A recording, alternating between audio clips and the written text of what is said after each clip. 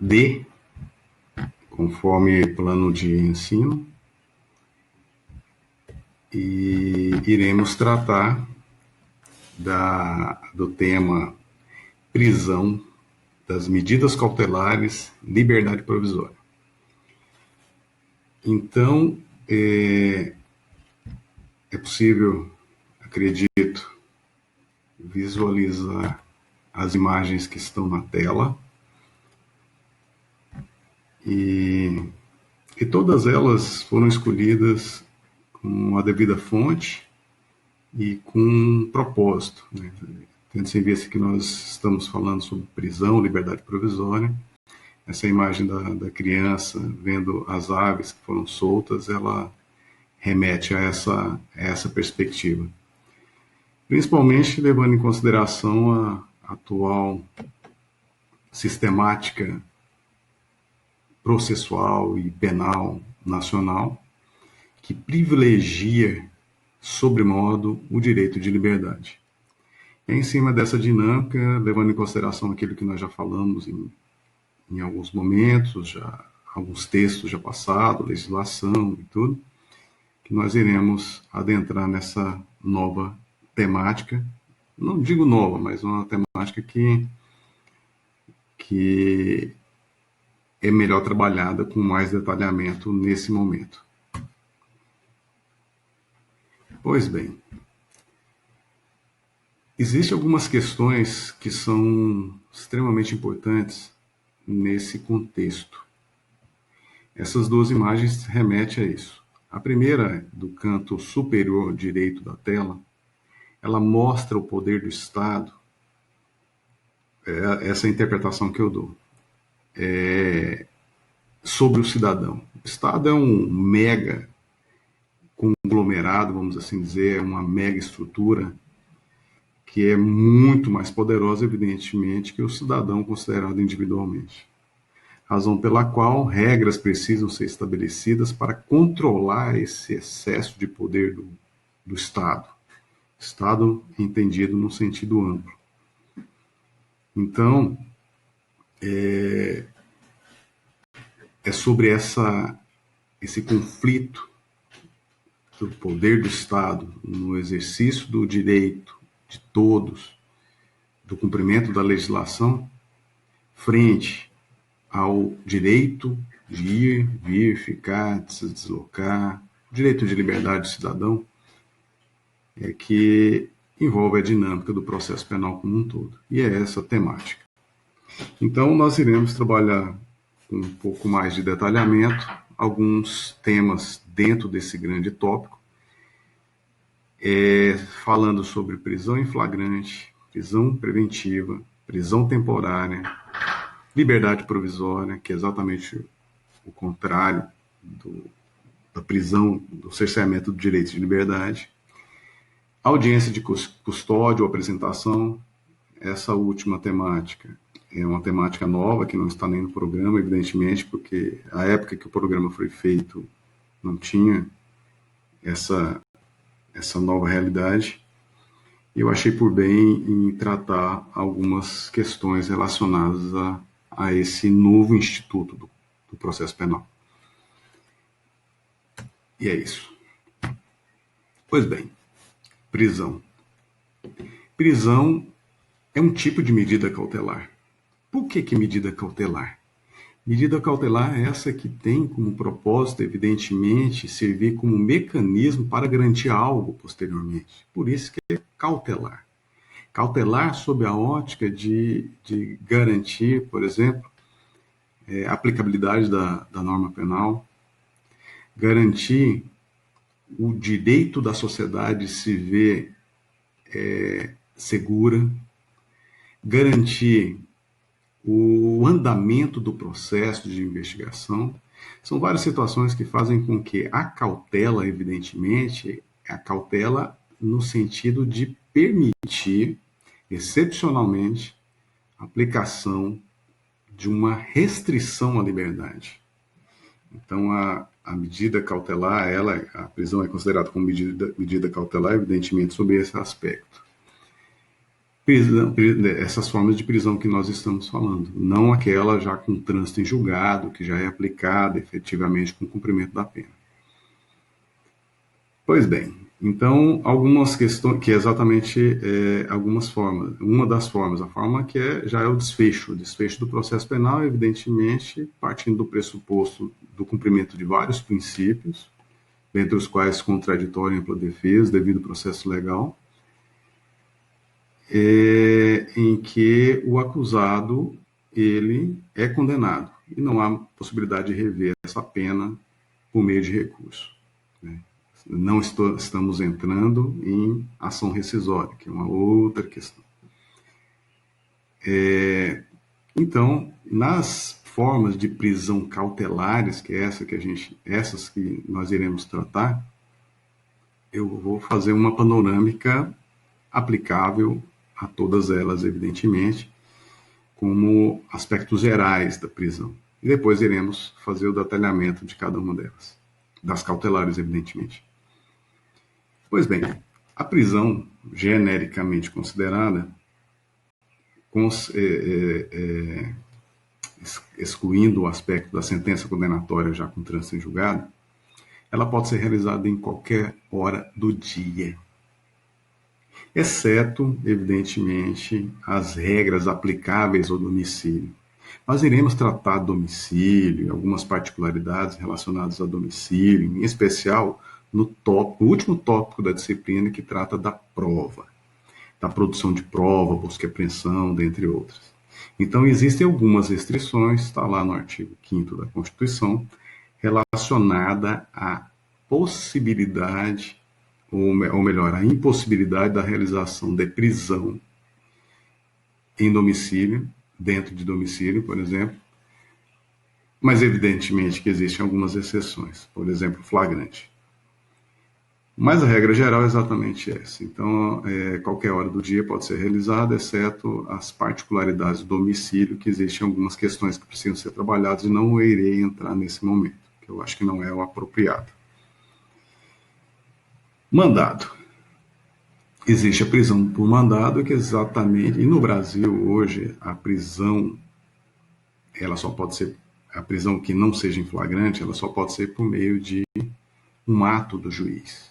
Um ato do juiz que é desencadeado, é transformado no mandado. Mandado é exatamente um comando de ordem, um comando de determinação, de algo que precisa ser cumprido. Então é mandado realmente, tem que ser, se foi mandado tem que ser cumprido, é mais ou menos por aí.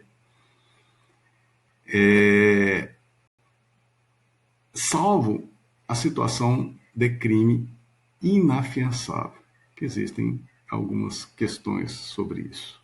E nós iremos trabalhar sobre fiança posteriormente. E o contrário.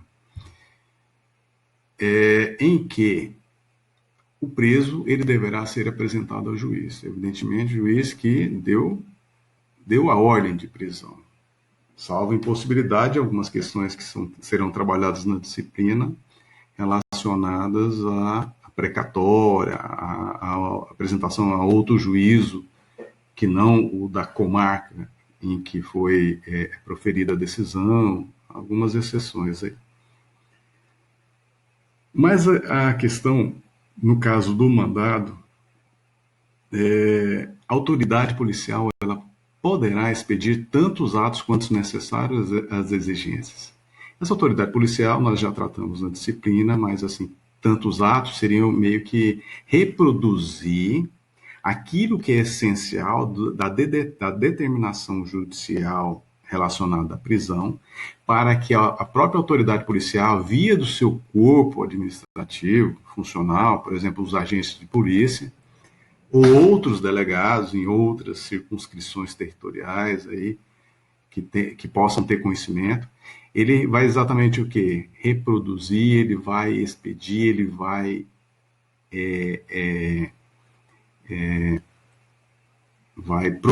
fazer, evidentemente, por exemplo, ordens de missões policiais, ele vai elaborar despachos, ele vai elaborar ofícios, expedientes necessários exatamente para fazer com que a ordem judicial seja cumprida.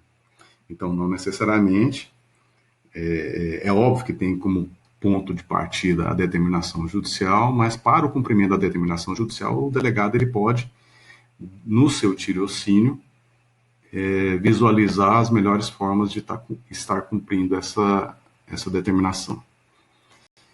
E o parâmetro da determinação, evidentemente, que é o mandado judicial. Ok? Não havendo possibilidade, nós temos aí a precatória, como já foi falado anteriormente. No caso de urgência, a precatória ela pode ser expedida por qualquer meio de comunicação. E a precatória exatamente é fazer com que um ato de um juiz que faz parte de uma determinada localidade, que a gente chama, né, no juiz estadual como comarca, a sua circunscrição de atuação, para que aquele ato ele seja cumprido em uma outra circunscrição de atuação de um outro juízo. Então, ele faz esse encaminhamento dessa sua determinação para ser cumprido em uma outra localidade por meio da precatória. Então, é um ato eminentemente formal, que não desmistifica, não retira o poder de decisão do juiz em cima dessa questão. Outro juiz vai determinar o cumprimento dela. E o mandado, evidentemente, na sistemática atual, ele tem que ter registro, tem que ser documentado, evidentemente, em especial no Conselho Nacional de Justiça. É uma determinação, uma imposição legal que é bem vista até para o fato de ter um controle do que acontece em nível nacional em relação às prisões. Então, todas as prisões, né, no caso das expedidas por mandado, elas devem ter esse parâmetro. No caso do cumprimento do mandado em uma outra localidade, como eu comentei anteriormente, o juiz do local ele deve ser cientificado para exatamente o quê? Atestar o cumprimento do mandado e essa comunicação ao CNJ. E, por consequência lógica, a partir do momento que ele toma conhecimento e dá cumprimento ao mandado de um outro juízo, ele tem que informar o juízo deprecante. Essa é a nomenclatura. O deprecado é aquele que tomou conhecimento de uma outra circunscrição em relação ao mandado de um juízo de uma outra localidade. Então, ele vai comunicar o cumprimento do seu mandado para o juiz deprecante. Então, um é deprecado e o outro é deprecante. Particularidade relacionada à perseguição. Evidentemente, essa particularidade tem a ver com outra circunscrição, né? Um outro município, outra comarca, que não faz parte do poder judicial de quem expediu o mandado. Nessa particularidade, nós observamos que o executor ele poderá prender. Esse poderá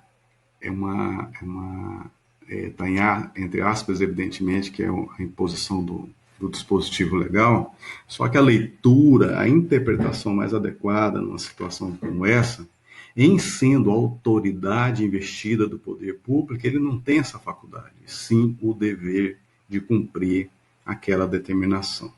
Se está no rol de sua atuação funcional, como policial, por exemplo. Devendo apresentar o preso à autoridade local, que, se o caso, dependendo da situação, pode haver outros crimes ali que sejam a lavratura do auto de prisão em flagrante delito.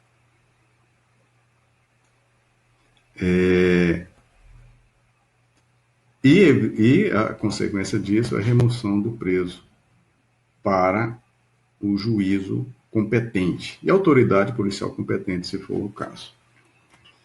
Outra situação aplicável à perseguição é o que? É quando o acusado entrou ou se encontra em alguma casa. Nessa situação, o morador será intimado a entregá-lo à vista do mandado. Esse mandado ele tem que ser mostrado, ele tem que ser apresentado, cientificado o proprietário ou o possuidor daquele imóvel, sob a pena de que se ele não facultar essa entrada à autoridade que está investida do mandado oficial ali, poderá ser entrada à força, né, arrombando a porta, por exemplo. Mas na presença de duas testemunhas, ser durante o dia, para garantir exatamente o que? O cumprimento da norma e a segurança jurídica daquele que está executando o cumprimento da norma, que geralmente são os policiais que dão cumprimento ao mandado.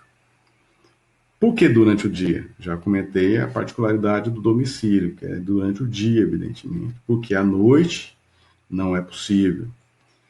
E o horário de, assim, nós iremos falar isso mais à frente, mas 18 horas, dependendo da localidade, é razoável. Alguns entendem que seria 20 horas e tal.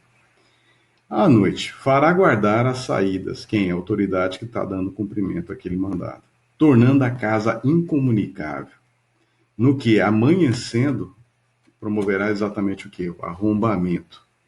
O arrombamento, o arrombamento para a entrada. Por quê? Porque o proprietário ou posseiro do imóvel ele não permitiu. Então, a autoridade ele deve adotar todas as medidas necessárias para fazer com que o acusado ou os acusados não tenham como evadir-se do local. Essa situação de perseguição, evidentemente, ela é aplicável no caso de flagrante delito. Não estou dizendo essa da ocorrência à noite, mas essas observações relacionadas à perseguição querem dizer exatamente o seguinte: quando encontra-se em situação de perseguição, nada impede que haja continuidade da ação policial tendente à restrição da liberdade do acusado ou dos acusados. No caso do flagrante, essa particularidade do à noite não se aplica. Prisão especial. A prisão especial em si, ela consiste exclusivamente no recolhimento em local distinto da prisão comum ou em cela separada, geralmente quartéis, podendo sim alojamento coletivo. Essa prisão especial ela é aplicável em todas as formas de prisão, no sentido de fazer com que o preso, né, o autuado em flagrante, o preso preventivamente ou temporariamente, ele deve ser mantido em local distinto daquele preso comum. Pelo preso comum é aquele que não tem essa prerrogativa de uma prisão diferenciada. A quem se aplica? Membros dos poderes, todos os poderes constituídos, né? Executivo, legislativo, judiciário. Aqueles que detêm formação superior, né? Conhecido como terceiro grau, um diploma de nível superior. Os ministros de confissão religiosa, os jurados, guarda civil, etc. Regra geral são essas personalidades que têm o direito à chamada prisão especial. A outra situação aplicável à prisão especial é que não será transportado com preso comum. Agora, em relação à prisão especial, eu quero colocar para todos que no contexto das delegacias de polícia em nível nacional, da nossa realidade carcerária, superlotação e tal, o cumprimento desse dispositivo ao pé da letra é extremamente difícil. Às vezes nós nos deparamos com situação de delegacia de polícia que só tem uma cela, 2 celas, 3 celas, mas elas já estão lotadas com presos comuns, né, que não têm essa prerrogativa. E aí o que fazer? Então existem situações já em nível de doutrina e jurisprudência que possibilitam, por exemplo, a separação de uma cela com uma né, eu já deparei com uma situação assim que até o delegado de polícia colocou lá prisão especial, um papel, a caneta mesmo, né, fixada na porta da cela em que separou o preso ali. Então é uma situação assim a se pensar. Naqueles casos em que isso é possível. Então, naqueles que não é possível, evidentemente, no resguardo da segurança de todos os outros presos, da sociedade, fazer com que os outros presos também se mantenham presos. Em situação excepcional, o delegado de polícia ele tem que formalizar essa impossibilidade por circunstâncias alheias à sua vontade, sob pena de responsabilidade.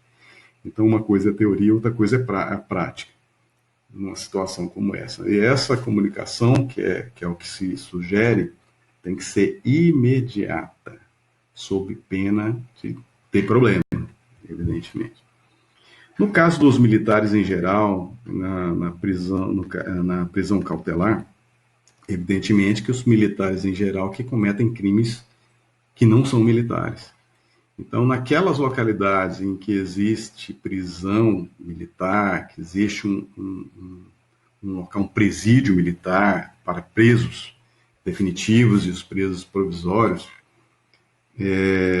o militar ele poderá ser encaminhado para essa localidade obrigatoriamente. Isso é sob pena de ilegalidade. A autoridade que não adota essa medida em relação aos militares que adotam providências em relação aos militares que praticam algum tipo de infração e gerou um mandado de prisão, por exemplo, até o autuado em flagrante delito. Essa situação ela se justifica sob o ponto de vista de que os militares, em geral, são utilizados no combate à criminalidade. A partir do momento que um militar seja encaminhado com um preso comum, ou mesmo um preso especial, né, misturado, o risco à sua integridade física é sobremodo exacerbado. Então, a própria legislação contemplou medida que diferencia a particularidade do militar.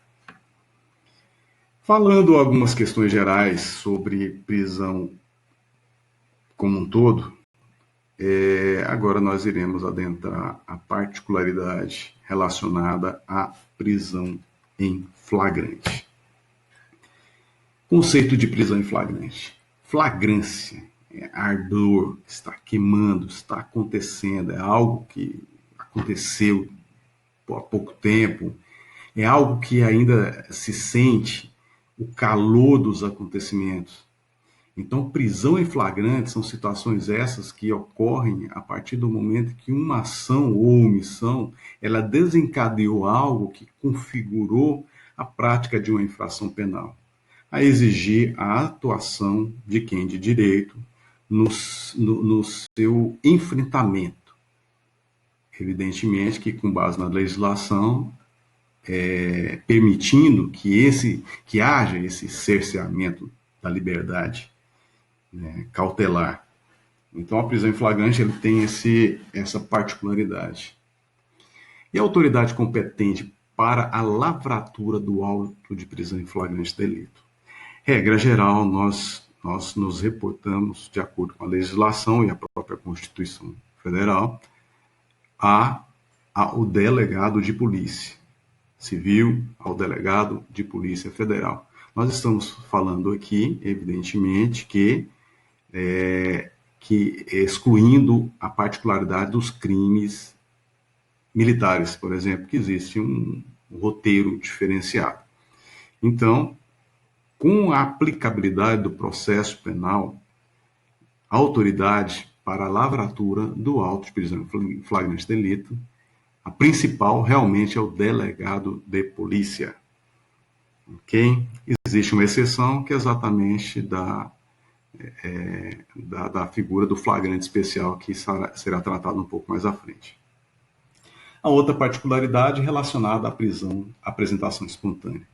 Se vocês puderem dar uma olhada em apresentação espontânea, antes da reforma do Código de Processo Penal, a apresentação espontânea ela excluía a prisão em flagrante. Então, aquele que havia, por exemplo, cometido um crime de grande bagatela, um crime que geraria a prisão em flagrante, e a autoridade não sabe,